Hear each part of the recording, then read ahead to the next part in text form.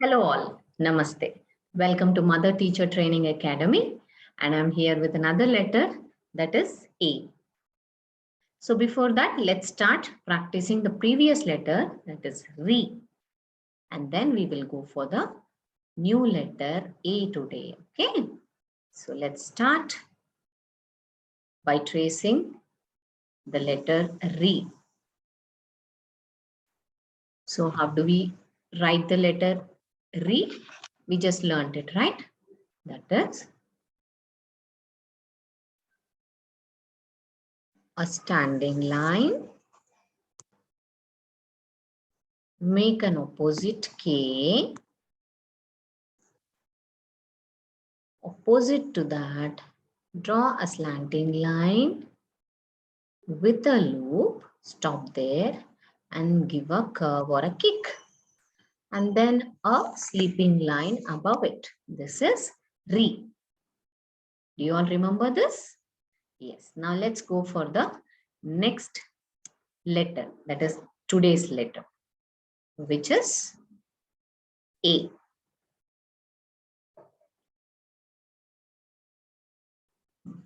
A. How do we write letter A? Very simple. A standing line, a slanting line. You go straight standing line and then come down with a slanting line. Again a standing line and again an opposite closing slanting line, a short one, and a sleeping line across it. Yes. So how do we do it? Let's do it again.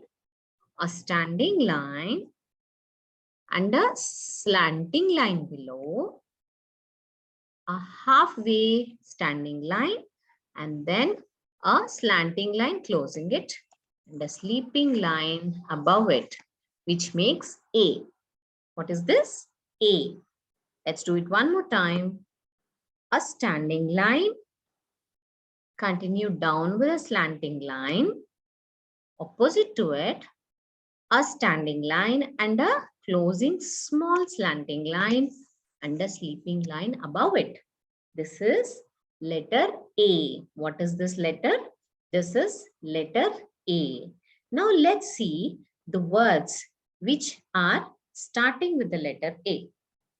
A say AD. AD is the heels, the heel part of the toes. That is the feet. So this is A say AD. A say AD.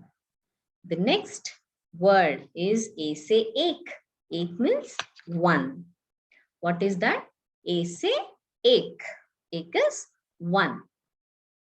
The next word is A say ekta, the unity. You are together. Togetherness is called ekta. What is that? Ekta.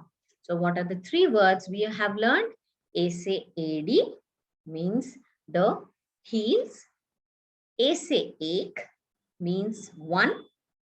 A say ekta. Ekta is togetherness or unity, right? So these are the three words with the letter A, and isn't it very easy to trace the letter A?